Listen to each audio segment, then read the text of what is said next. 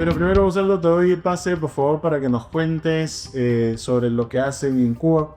Tienes acá chicos que ya habrás visto e identificado algunas caras. Tiene chicos de Caritano, tiene chicos de nueve universidades diferentes que se están graduando de Hoppers. Así que, por favor, cuéntanos un poco sobre lo que hacen en Cuba. Felicitarte también y felicitar a todos por lo que están haciendo. Me ha parecido muy impactante, interesante el video y todo el camino que han venido trabajando, así que felicito por tener la iniciativa, por ser proactivos, ¿no? Y por buscar que el conocimiento no solamente se quede en el aula, ¿no? Que eso es algo muy importante. Yo soy Gonzalo Valder, yo soy gerente de incubadora de negocios de la Universidad Peruano Cayetano Heredia de Cuba.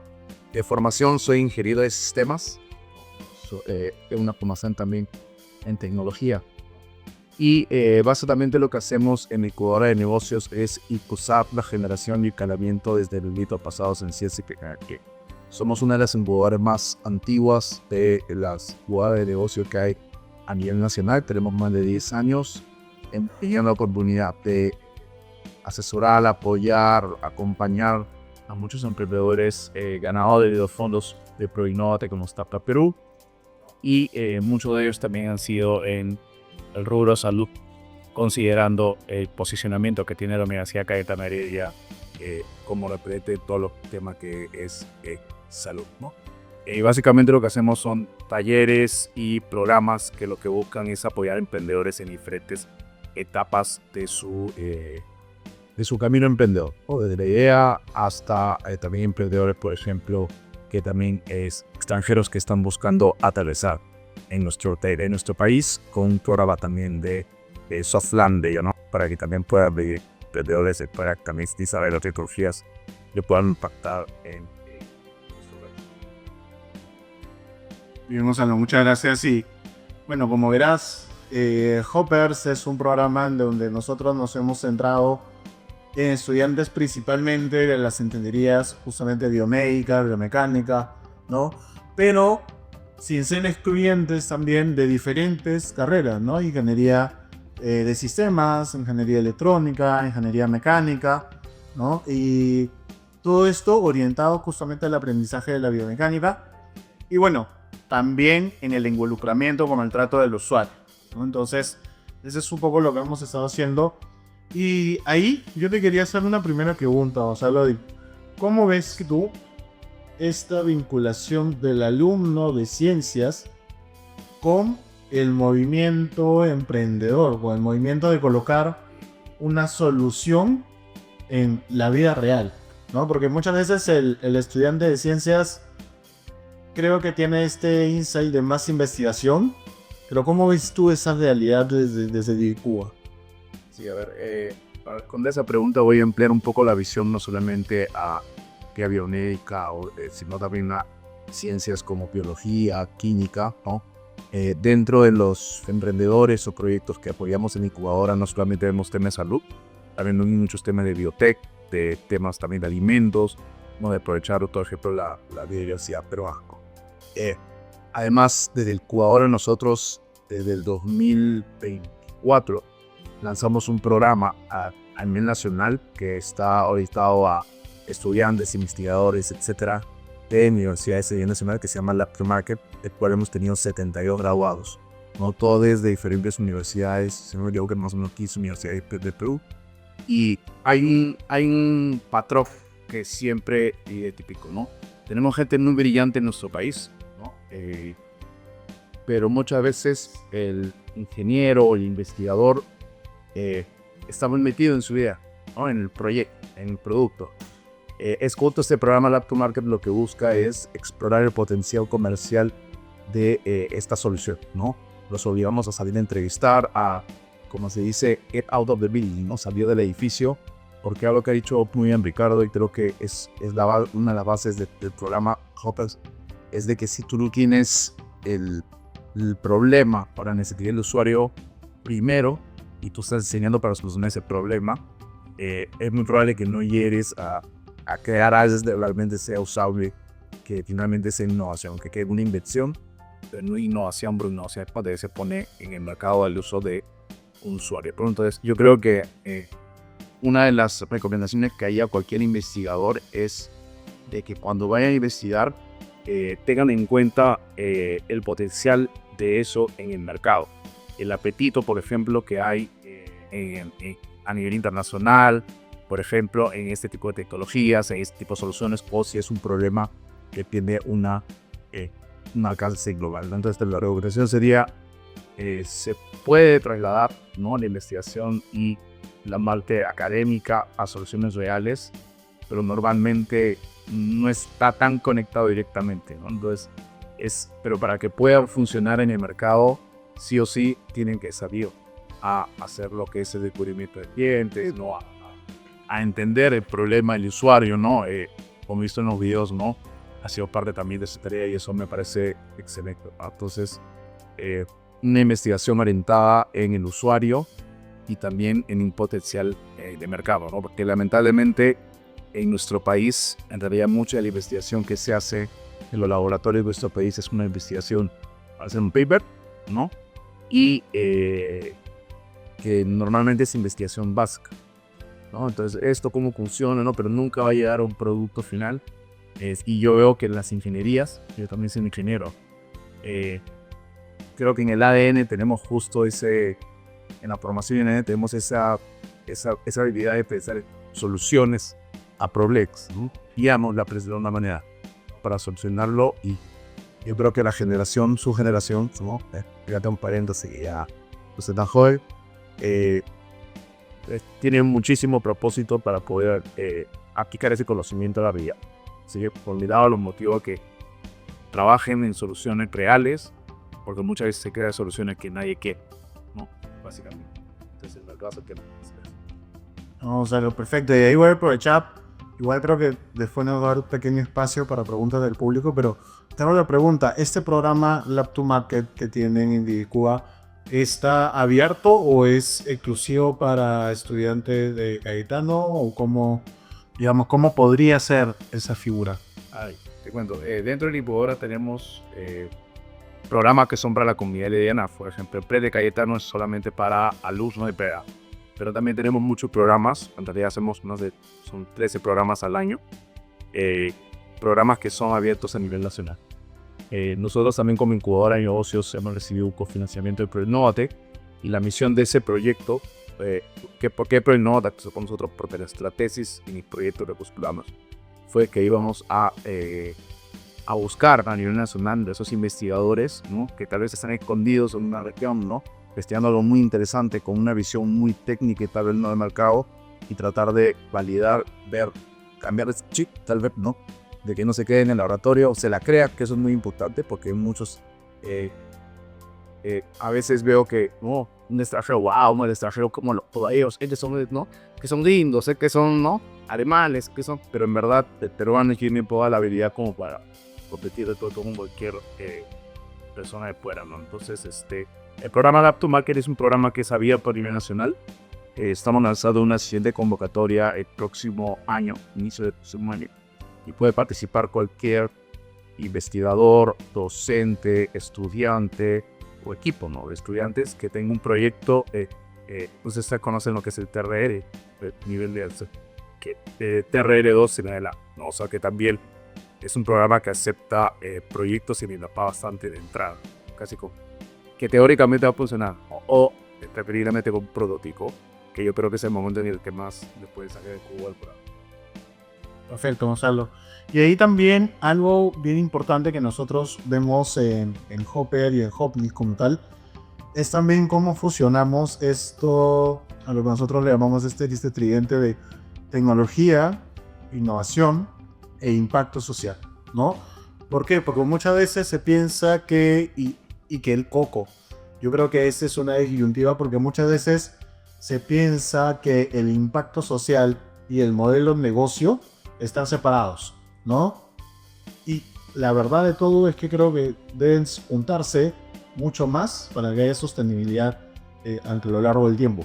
¿Cómo ves tú la posibilidad de que desde la parte tecnológica se pueda generar un impacto social para transformar vidas, para cambiar realidades en ecosistemas, en personas? ¿Cómo lo ves tú desde la experiencia en Vicuba con diferentes proyectos que me imagino que has visto miles. ¿Cómo lo percibes tú? Porque yo siento que hay ese mito, ¿no? Si es social, entonces el modelo de negocio tiene que ser muy bajito porque si no deja de ser social.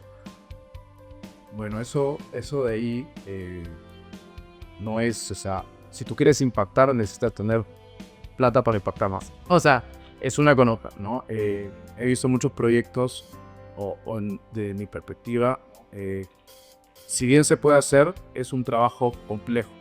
Muchas veces he visto proyectos muy buenos técnicamente, pero que finalmente muere, ¿no? En la búsqueda del modelo de negocio, ¿no? ¿A qué me refiero? No tengo esta prótesis, ¿no?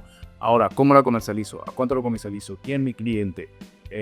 Y ese trabajo, la única manera es salir a enfrentar el mercado, y muchas veces te va a caer una cachetada de realidad para darte cuenta que lo que tú pensabas que de todas maneras te lo van a comprar, realmente tal vez la clínica o el centro no ve una necesidad lo suficientemente potente o un beneficio suficientemente fuerte para poderlo comprar. Entonces yo creo que ni siquiera es necesario de que cualquier tecnología que ustedes desarrollen, y sobre todo el tema de salud, o que genere un impacto ya de por sí positivo, ¿no? En las personas, creo que más allá de si la prótesis, por ejemplo, funciona bien y resuelve el problema, es cómo empaquetas de un modelo de negocio que realmente permita que sea rentable y escalable. Porque en su camino, y sobre todo siendo temas, si se pongan la parte de dispositivos médicos, no es es un camino que no es como vender chicles o vender algo jugo. Estar vendiendo un dispositivo médico, ¿no? Y eso es regulado, ¿no? Lo vimos con los ventiladores en el COVID, que se ganaron muchos proyectos, pero después no se sabía cómo se agarra el mercado, ¿no? Entonces, yo concuerdo contigo, y yo creo que inclusive es necesario, ¿no? Sacar la tecnología en un modelo de negocio que sea rentable y escalable, ¿no? Y ese modelo de negocio rentable y escalable, con esa rentabilidad y escalabilidad, puedes escalar también el impacto dentro de tu modelo. Y hay maneras muy creativas en las que uno puede combinar la tecnología con un modelo de negocio que genere impacto, ¿no? Hay ejemplos, por ejemplo, de emprendimientos que pueden sonar sencillos con unos tecnológicos, como por ejemplo Empanacombi, ¿lo has escuchado? Que vende empanada y comida, ¿no? Pero lo que ellos hacen es incluyen dentro de su modelo la inclusión de personas que tienen, por ejemplo, síndrome de Down u otros temas. Entonces, es una innovación netamente de modelo de negocio. No necesariamente desarrollar una super tecnología detrás, pero funciona, ¿no? Funciona y genera impacto. Entonces, yo creo que a veces más, si bien desarrollar una tecnología es complejo, ¿no? Hay que sumarle el reto de salir a validar realmente cómo se va a vender. Porque van a encontrar lamentablemente muchos nos, o muchos, súper bonito, ¿no? Se toman la foto, ¿no? Pero después de eso, cuando toca sacar la billetera, ¿no? Que tiene que decidir el jefe de tal cosa, el gerente de tal cosa, y esos ciclos de venta no son tan... Depende, ¿no? Si es B2B, B2C, puede cambiar.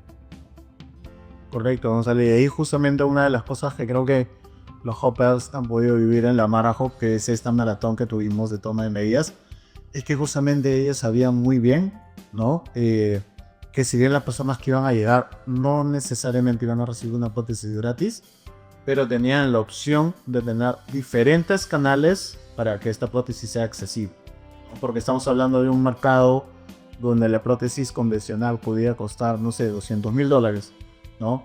Que es un número inimaginable, ¿no? Para un peruano de a pie es totalmente impensable. Y justamente los chicos entendieron, ¿no? Que el propósito de Hopnik es crear acceso, ¿no? Encontrar, como tú dices, esa manera creativa sin perjudicar a la empresa de que los costos sean reales, ¿no? Y encontrar formas también, ¿no? Que puedan ser financiamientos, que puedan ser pagos en diferentes cantidades de cuotas, etcétera, ¿no? De esa manera nosotros trabajamos ahí el modelo. Y ahí para cerrar un poco con el impacto y hacer un cherry también de donde estamos, ¿no? Hay, así como Vincuban, hay diferentes incubadoras, ¿no?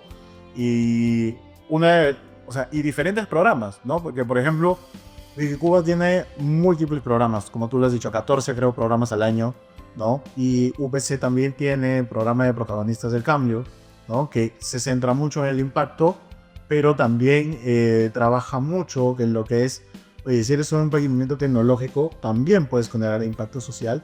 Y así como está protagonista de cambio, cuando está UPC, está bien Cuba, hay múltiples incubadoras que creo que siempre están buscando estas opciones en base tech, ¿no? Pero creo que los chicos, lo que quiero que se dé el mensaje también es que hay dos tipos de tech diferentes, ¿no? Las tech digitales y las deep tech, ¿no? Y que la deep tech por lo general toca picar un poquito más de piedra, ¿no? Pero al final el ROI puede demorar más, pero va a ser más fuerte. En muchos casos. ¿Tú cómo ves ese panorama de deep tech versus las tech digitales? A ver, lo primero es que acá en Perú, si ustedes ven el reporte de inversiones, por ejemplo, de startups del Perú, todas son software digital. Muchos modelos de plataforma, fintech, edtech, ¿no? El tema de deep tech, justo hace ya varios meses, después de un año, sale un reporte, se llama Deep Tech Lemao, ¿no? Deep Tech también se podría llamar emprendimiento de base científico-tecnológico, ¿no? Podríamos decir que son aquellos que nacen de una investigación o requieren una investigación, ¿no? Detrás. Por ejemplo, si sale un dispositivo médico, hay que hacer cierta investigación con paciente, ¿no? O imagínense un medicamento, hay que hacerlo a nivel en diferentes protocolos. Estas tecnologías involucran AI, robótica avanzada, biotecnología, etc., ¿no? En este reporte se evidencia de que el potencial transformador de la cripto en Latinoamérica es brutal. Hay un gran potencial, pero también evidencia la misma barrera que era lo que yo estaba mencionando, ¿no? Que la desconexión entre la academia, el cliente y el proceso intermedio de la transferencia de esas tecnologías, porque aparte de emprender, uno también lo que puede hacer es transferir su tecnología, ¿no? Protege, ¿no?, la propiedad intelectual, que es un factor que las deep tech también tienen como diferencial muchas veces, a diferencia del software digital, ¿no? Cuando tú programas algo, puede proteger con derecho de autor, pero muchas veces también usas código abierto, herramientas, ¿no?, que te ayudan, ¿no? En hotopología, ¿no? Ya no es protegido. En cambio, cuando tú haces un emprendimiento de base científico-tecnológica y te haces la investigación, etcétera, muchas veces genera lo que es propiedad intelectual, patente, modo de utilidad, etcétera, ¿no? Y el juego es diferente, ¿no? Inclusive en Latinoamérica hay unas 4 o 5 entidades que invierten activamente en LeadTech, siendo una de ellas CITES de Argentina, ¿no? Hay, por ejemplo, que invierten en emprendimientos de base científico-tecnológica exclusivamente, y uno de los factores que evalúan es el potencial también de la propiedad intelectual, lo cual es muy diferente a si te evalúa alguien de fintech, ¿no?, de financieros, que lo que va a ver es cuántos usuarios tiene tu plataforma, cuántas transacciones se han hecho, tu costo de adquisición de clientes, por lo cual con un emprendimiento de base científica tecnológica no es exactamente la misma meta, ¿no? Entonces yo creo que hay mucho potencial en Deep Tech. Mi tarea, digamos, de Trevicore, creo que mi misión, podría decir lo que ya encontré este tiempo, es apoyar, al igual que tú, ¿no? Creo que estamos encaminados a una dirección similar, ¿no? De sacar del laboratorio al mercado, ¿no? Tecnología peruana, ¿no?, hecha por peruanos, y poderla poner en el mundo, que también sea un negocio rentable. Porque muchas veces, por ejemplo, hacen una investigación en una universidad, lo patentan, pasan los 10, 20 años, y luego otro en China lo vio la investigación del peruano y lo toman, ¿no? Y ya, ¿no? Entonces muchas patentes, muchas investigaciones en las universidades se quedan al paper y se protegen por propiedad intelectual, se les pasa y entran a dominio público. Entonces yo creo que hay un gran potencial y sobre todo con todos los nuevos desarrollos, de generar emprendimientos deep tech en nuestro país. Muchas gracias, Gonzalo. Solamente para cerrar antes de, no sé si el equipo me avisa si que tenemos unos minutos para preguntar al público, pero antes de pasar a eso, te quería pedir algunas palabras de cierre que les quieras dar y quizás comprometerte un poco a ver cómo podemos hacer estas posibles sinergias, ¿no? Para cara a una tercera generación de hoppers y algunas palabras de cierre que le quieras dar a las personas que están acá y a los hoppers principalmente. Sí, bueno, primero que nada, felicitarlos a todos si están acá porque han seguido el camino, han sido resilientes. Felicitarlos también a ustedes, a Hopnik por la iniciativa. Yo creo que se necesitan más iniciativas que lo que están haciendo de cara a nuestro país y que venga de un emprendedor. Eso también es bastante importante, ¿no? En cuanto a cómo podemos colaborar, las puertas están abiertas para poder conversar y colaborar. Yo creo que hay una sinergia bastante clara, ¿no?, que podemos hacer y esperamos poder participar también activamente de la siguiente generación, probablemente de hoppers, ¿no? De la calle Tapo de... Perfecto, muchas gracias, Gonzalo. Un aplauso, por favor. Y me conocido el emprendedor y el equipo, ¿cómo estamos con los tiempos? ¿Tenemos tiempo para unas preguntas? Sí, entonces si es que hay en el público tiene quizás alguna pregunta. Emprendedor, se habla de los unicorns, aquellas startups que vuelan con esa voracidad y llegan a un posicionamiento muy potente. En el ecosistema social, como ustedes han descrito claramente, se habla de las cebras, que tienen los dos colores, blanco y negro, impacto y lucro, por lo cual es necesarísimo, como bien mencionan, para desarrollar. Esta es una pregunta un poco más a la luz de hablarles a los de aquí a futuro, porque en nuestro país, de pronto, si hablamos de una cebra, tal vez, y así podríamos decir laboratoria, y de pronto, ¿qué creen ustedes que falta dentro de las organizaciones de base o qué se podría hacer desde la academia y las organizaciones de base para poder impulsar el desarrollo de cebras acá en nuestro país? Pregunta, creo que ya lo hemos comentado un poquito, ¿no? Uno, que la academia también no solamente enseña a investigar o a desarrollar prototipos, ¿no?, para la academia, sino que piensen en cómo eso lo pueden implementar en la realidad, ¿no? Y eso ya viene de un tema que viene de raíz, ¿no? Desde las currículas de las carreras, desde las incubadoras, que estamos también haciendo programas para generar, por ejemplo, ¿no?, el Brete Cayetano de nosotros, hacernos equipo multidisciplinar, ¿no? Tratamos de adaptar a alguien de biomédica, con alguien de medicina, con alguien no, para que sea un disciplinar. Entonces, son iniciativas que, para serte sincero, no son menores, sí requieren un esfuerzo en equipo y todo, y dan resultado a largo plazo, ¿no? Yo he tenido la oportunidad de ver chicos que tal vez vienen con una idea de negocio a la incubadora, con una empresa que están, y luego después de 1 año, 2 años, ya graduados, por ejemplo, vienen con una experiencia laboral, etc., ¿no? Ahora, también están los egresados, son personas que saben producir, ¿no? Porque muchos de esos negocios, estas ideas, estos proyectos también nacen de experiencia laboral. Si bien la universidad te enseña muchas cosas, bueno, nosotros, como ves, en la cancha, en el trabajo, desde también ves diferentes realidades, diferentes problemas, y eso hace también que luego, por ejemplo, los alumnos que ya empezaron a practicar tal vez en un lado y de un problema, se inspiren en ese problema y conozcan más de ese problema para poder lanzarse, ¿no? Y lo otro, que ya más que de la academia viene de las empresas o de potenciales clientes, es una apertura mayor a probar cosas, ¿no? Porque entrar dentro de al menos en Perú, en mi percepción, no sé, tú tal vez puedes corroborar de tu perspectiva emprendedora,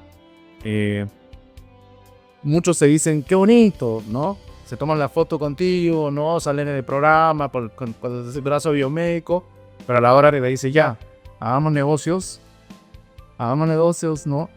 Se queda ahí. Entonces también el miedo, ¿no?, de las empresas o de ciertas empresas, no muchas, de adoptar cosas nuevas porque es un mayor riesgo. Pero ¿qué pasa? Viene alguien de fuera con la misma startup o un poco más avanzada y le tienen más fe porque piensan que es ya está vendiendo, ¿no? Y bueno, yo creo que eso es una parte, ¿no? Y en el caso específico de Deep Tech, sí considero de que al menos la inversión local, ¿no? Hablando de Deep Tech, que o los inversionistas locales, son por ejemplo de CAC, etcétera, están, su conocimiento está muy, ¿qué pasas? Se sienten más cómodos invirtiendo en tecnologías digitales, ¿no? Que es lo más clásico de startup, ¿no? ¿No? Lo que crece así, ¿no? Sus usuarios, ¿no? Y eso es lo que buscan, y no tenemos muchos inversionistas que apuesten, ¿no? Por Deep Tech, porque parece, ¿no? El extraño, no son investigadores. Entonces hay que desarrollar todavía varios componentes de la cadena de inversionistas, empresas, ¿no? Y del mismo emprendedor para que ese círculo se genere, ¿no? Y es justo los programas que hacemos, las iniciativas como la de Ricardo, buscan cerrar esa brecha que yo creo que va a tomar un tiempo, y personalmente creo que la nueva generación que se está graduando tiene un chip diferente, ¿no? Así que nada, eso es mi... Sí, no, perfecto, Gonzalo, lo he dicho súper bien. Tiene que ser una métrica sana que va a ayudar para que cualquier persona que quiera invertir o que quiera apoyar lo tenga claro y tenga una trazabilidad adecuada de lo que estás haciendo. Pero no es la propuesta de valor que te van a comprar. Y voy a poner un ejemplo clarísimo que ya lo ha mencionado Gonzalo. Justamente conversaba con Kalin Sánchez de Panacombi mientras estaba de camino acá. Y a mí me encanta hablar de ella. ¿Por qué? Porque en Panacombi, para quienes no lo saben y en algún momento han ido a un Repsol de Repsol y han comprado una empanada, están comprando una empanada en Panacombi. Y ahí lo dice que es una empanada hecha con un equipo de personas con discapacidad. No dice que contratan personas con diferentes tipos de discapacidad, sino que compran porque sus empanadas son ricas y son buenas. ¿Y en qué tiene que competir en Panacombi en el mercado? En hacer una buena empanada, en algo que sea rico, porque en Panacombi ya no compite en el tema de impacto para vender.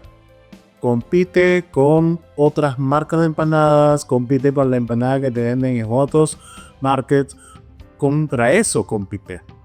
Y su propuesta de impacto social es una métrica que lo ayuda a generar más credibilidad, más trazabilidad. Entonces, eso sí que quede muy claro. O sea, el impacto social siempre va a ser una métrica que nosotros tenemos que abrazar, que valorar, pero no es la propuesta de valor que le van a comprar a un emprendedor social. Y creo que ahí es donde está ese giro de tuerca. Por ejemplo, en Hopnik nosotros trabajamos el tema de prótesis. Sabemos que la tecnología es buena, sabemos que funciona, sabemos que para los usuarios también la atención como propuesta de valor está mucho más allá de ser una ortopedia, ¿no? Y el hecho de que tengan accesibilidad a los costos no necesariamente es la única razón por la que nos están comprando. O el hecho de que hagamos campañas para poder donar prótesis a personas de muy escasos recursos no es la razón por la que nosotros nos van a comprar. Es porque la tecnología funciona y porque tenemos modelos de financiamiento que finalmente sirven y son números reales y accesibles. Entonces, al igual que Panacombi, al igual que Hopnik, al igual que diferentes empresas, yo creo que para cerrar ahí, la propuesta de impacto es algo necesario para generar credibilidad y para generar trazabilidad de lo que la empresa está haciendo y de nacer con un propósito social, pero no es la propuesta de venta, no es la propuesta de valor de venta. Yo creo que ahí es donde tenemos que orientar a las cédulas, a que podamos seguir midiendo el impacto, seguir generando el impacto, pero igual concentrarnos en cuál es la propuesta de venta. No sé si es que a los dos les hace sentido, si al público le hace sentido ahí. No, interesante lo que dices, porque tengo muchos casos de emprendedores que tú dices, no, bueno, no sé, esta solución va a ayudar a una minera, ahora es suicidio, profesorio que va a querer la minera, ¿no? Reducir su impacto, ¿no? Pero en realidad, obviamente, hay otros factores, ¿no? Por lo cual tal vez el impacto no es, como si le dices, vas a reducir costos, ¿no? Vas a optimizar procesos, ahí sí, ¿no? Si se lo ven, entonces, ahora, ¿también vas a tener impacto? Nice, ¿no? Lamentablemente, como bien dice él, ¿no? Y creo que el ejemplo que puso de Panacombi clarísimo, así sea temporada con mayor propósito del planeta Tierra, ¿no? Si no sabe bien, nadie te va a comprar. Entonces, finalmente, también hay que concentrarse en eso. Lo que sí considero que es positivo de hacer las métricas es de que al momento que quieran buscar tal vez inversión, fondos internacionales, etcétera, hay más posibilidades por ese lado, ¿no? Tal vez un inversionista que quiere que calen su dispositivo biomédico en 2 meses y te vendan 500,000 de estos, que no va a ser viable, ¿no? Y que está viendo eso. Hay otros que no están viendo eso, sino el potencial de que esto impacte, ¿no? Y esos son los inversionistas o personas que van a apostar por ustedes y apoyarlo para que logren eso. Entonces, si es una oportunidad, es una buena métrica, no necesariamente la propuesta de la vieja. Muy bien, muchas gracias Gonzalo, muchas gracias también Javier por la pregunta. Eso sería todo por este conversatorio. Muchas gracias. Una vez más nos hay planes para nos hay